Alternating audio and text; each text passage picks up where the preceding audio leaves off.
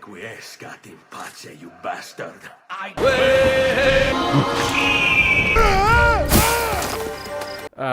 Assassin's Creed. The franchise that taught us history, philosophy, and how to stab people in the neck. With a hidden blade, of course. But somewhere along the way, it also taught us how to grind for 100 hours to upgrade a pair of virtual boots. What happened? How did the series about secret assassins became the very thing it sought to destroy? Everyone is talking about AC Shadows, how good it is or how disappointing it is. And I personally think AC Shadows is going to be a great game overall. And on a serious note, most of you will agree it's not gonna be the greatest of all time, but it will be really good, I guess. It's just my opinion. Do you remember the days we used to play old AC games? Let's take AC Black Flag. It wasn't an Assassin's focused game, but we still enjoyed it, right? But why not recent AC games like Shadows? I still remember when I first played Assassin's Creed 3. It was my first AC game and I fell in love with it. It was fresh, it was great, and after playing the Ezio trilogy, this series became my favorite gaming franchise. But slowly and naturally fun started to fade away. And before we start the main topic, I will clear your confusion. If you're thinking that I'm against AC games and I don't like them,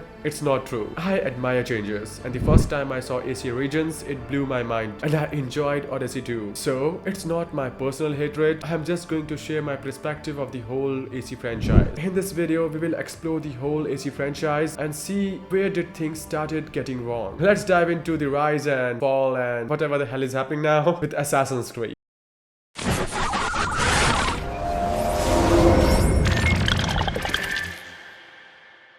We will divide this video and Assassin's Creed whole journey in 4 parts. The Golden Era, the Identity Crisis, the RPG Revolution, and finally the current state.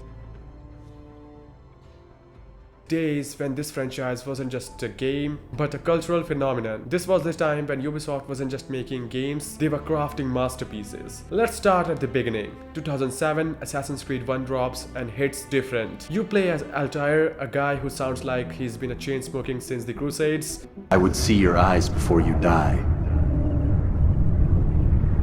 I sense you expected someone else. What sorcery is this?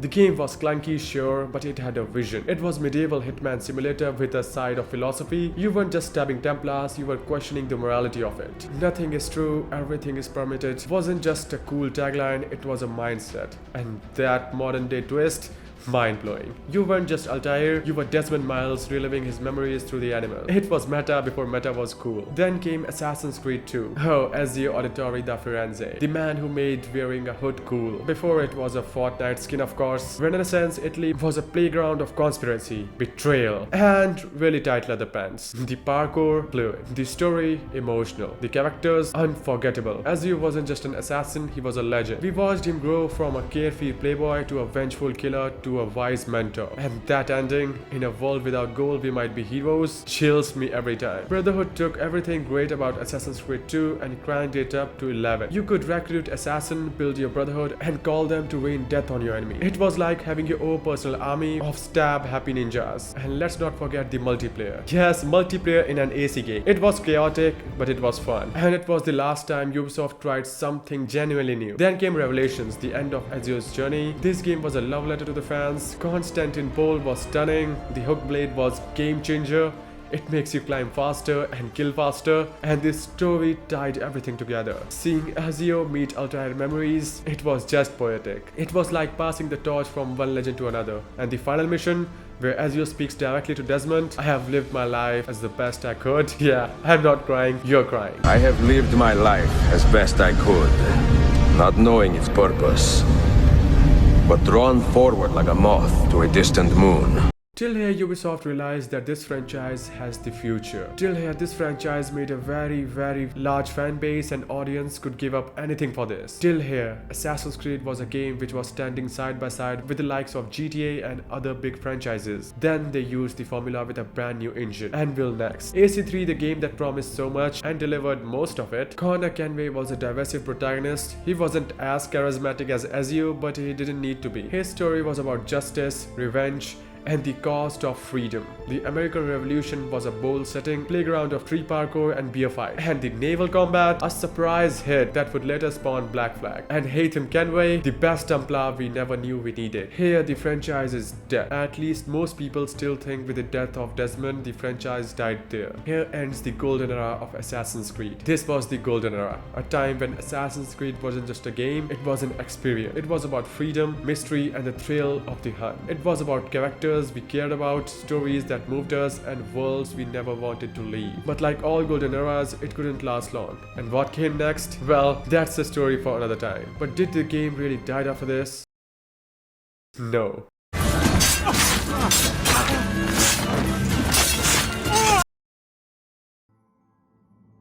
After Assassin's Creed 3, Ubisoft panicked. What do we do now? They screamed while counting their money.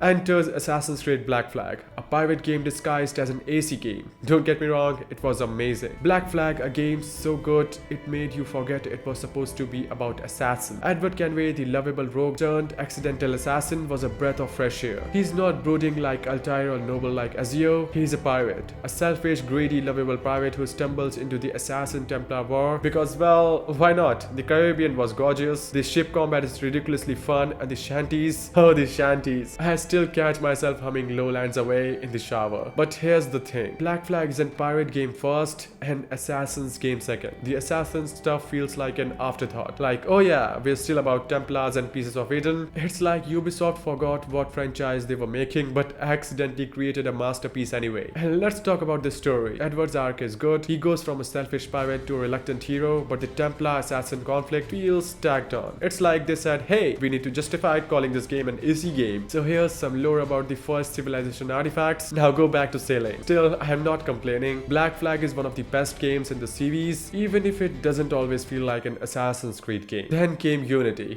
Unity, the game that promised so much and delivered, well, bugs. So many bugs. This was supposed to be a big next-gen leap for Assassin's Creed. Revolutionary Paris, massive crowds, co-op multiplayer, it sounded amazing on paper, and when it worked, it was stunning. The city was alive, the parkour was smoother than ever, and Arno's story had potential. Because let's be real, Unity launched as a hot mess. NPCs T-posing, Arno falling through the map, crowds glitching into each other like some kind of French Television themed horror movie. It was so bad Ubisoft had to give away free DLC just to say sorry. And even then it was like, thanks, but you can fix the game first, right? Now, I'll give Unity this. It had heart, Arno and Ellie's tragic love story was genuinely compelling, and Paris was breathtaking. But the game was so bogged down by technical issues and repetitive missions that it never reached its full potential. It's like Ubisoft tried to make the ultimate AC game but forgot to actually finish it. And let's not even talk about the modern day story. Oh wait, there wasn't one. Just some weird first-person abstergo employee stuff that nobody asked for. After Unity's disaster, Ubisoft needed to win, and then enters Syndicate. Set in Victorian London, the game was all about charm and humor. You had the Fry twins, Jacob the relentless brawler, and Evie the stealthy strategist. They were like the odd couple of assassins, and their banter was a highlight. London was gorgeous, the zipline was a game changer, and the gang wars were, well, kind of silly but fun. It was like Ubisoft was saying, hey, remember when AC was fun? Let's do that again. But here's the thing, Syndicate felt,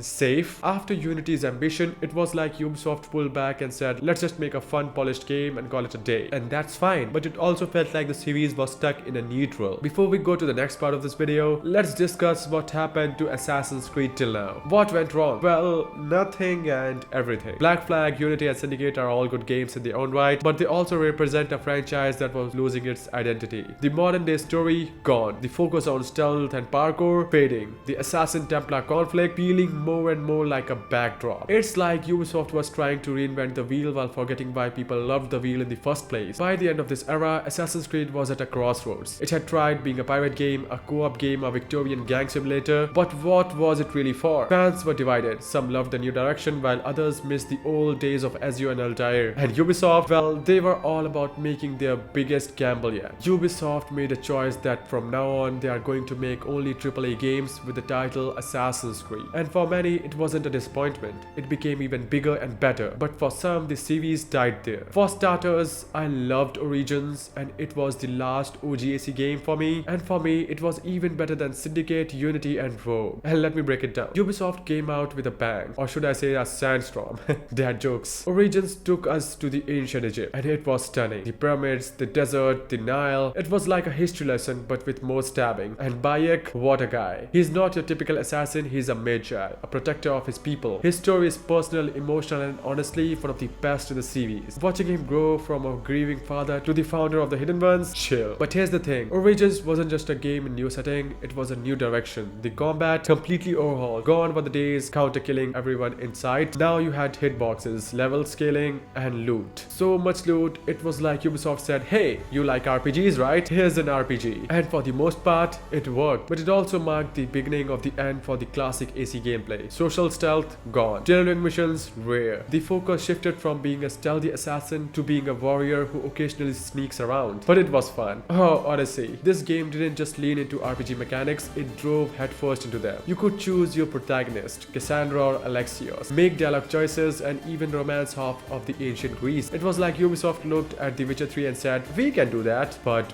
bigger. And honestly, it was fun. Yep, I said it, Odyssey was fun. It wasn't what I expected, and I still don't consider it an Assassin's Creed game, but as a whole game perspective, it was good. The graphics, world, everything was just gorgeous to look at. So where's the problem, you may ask? But here's where things got messy. Odyssey was huge, like I have 100 hours in this game and I still haven't finished it yet. It was huge. And while this game sounds great on paper, it also meant a lot of grinding, like a lot. And guess what, guys? Ubisoft had a solution for that. Microtransactions. Want to level up faster? Buy an XP booster. Want a cool armor set? Better open your wallet. It felt predatory. Like they designed the game to be grindy just to sell you a shortcut. And don't even get me started on the modern day story. Layla Hassan was fine, I guess, but compared to Desmond, she felt like a placeholder. Like, we need a modern day protagonist, so here's this person. And then there's Valhalla, the game that said, you thought Odyssey was big? Hold my meat. Valhalla took us to the Viking era England, and it was a lot. Ivar was a great protagonist, stoic, badass, and just a little bit poetic. The raids were fun, the settlement building was satisfying, and the combat brutal. But here's the thing, Valhalla was exhausting. The map was massive, the story was bloated, and the side content endless. It's like Ubisoft looked at Odyssey and said, let's make it even bigger, without asking if anyone actually wanted it. So what does this era tell us about the Assassin's Creed? Well, it's complicated. On one hand, the RPG direction brought in new fans and kept the series relevant. The world was bigger, the stories were more ambitious, and the gameplay was different. But on the other hand, it felt like the series was losing its identity. The focus on stealth and parkour fading. The modern day story, a mess. The Assassin's Templar conflict feeling more and more like a backdrop. It felt Ubisoft was trying to reinvent the wheel while forgetting why people loved the wheel in the first place. By the end of this era, Assassin's Creed was at a crossroads. It tried being a pirate game, a Greek epic, a Viking saga, but what was it really for? Fans were divided. Some loved the new direction while others missed the old days of Ezio and Altair. And now let's move on to our final part. Alright, let's talk about where Assassin's Creed is now. It's 2025 and the franchise is at a weird place. On one hand, it's still one of the biggest names in the gaming,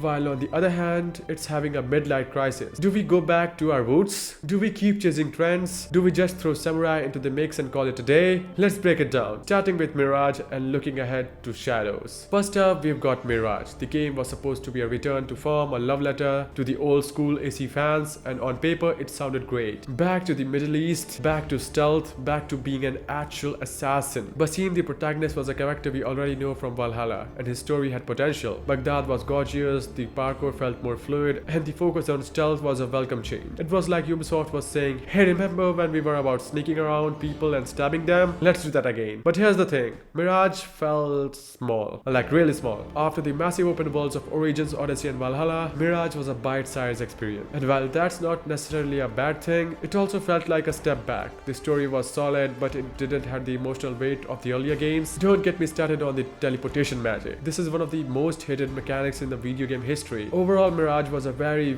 average game. It could have been a better if it had a great story and a more grounded combat. And then there's Shadow. Oh boy, Shadows. This is the game fans have been begging for since like forever. Feudal Japan, dual protagonist, a shinobi and a samurai. Sign me up. The trailer looked stunning, dynamic lighting, lush environments, and the classic AC vibe. Yasuke, the African samurai, is a fascinating choice. And Naoi, the shinobi, looks like she is straight out of a ninja movie. It's like Ubisoft finally listened to the fans and said, fine, here's your Japan game. Shadows looks promising. I played 3 hours of its gameplay and everything looks promising. If it will have a decent story, then it will be another decent recent AC game, and I honestly think it will be a good game at the max, not the greatest game ever made, but really a great one. But here's the $1,000,000 question. Will Shadows actually deliver? The RPG elements are still there, which is fine I guess, but will it feel like an Assassin's Creed game or just another open world RPG with a hidden blade slapped on? The dual protagonist thing is cool, but it could also feel gimmicky if not done right. And let's not forget Ubisoft's track record with the recent releases. Rest in peace Assassin's Creed, or just respawn and try again. Assassin's Creed has came a long way since Altair first climbed a tower in 2007. It's been a pirate game, a Greek epic, a Viking saga, and now a samurai ninja duo. But through all the changes, one thing remains the same: the creed. Nothing is true, everything is permitted. It's a reminder that the world is what we make of it. And maybe, just maybe, Shadows can bring back the magic that made us fall in love with the franchise in the first place. Or maybe it's time to let the creed die with dignity. Either way, we'll be here, watching and hoping Ubisoft don't screw it up again.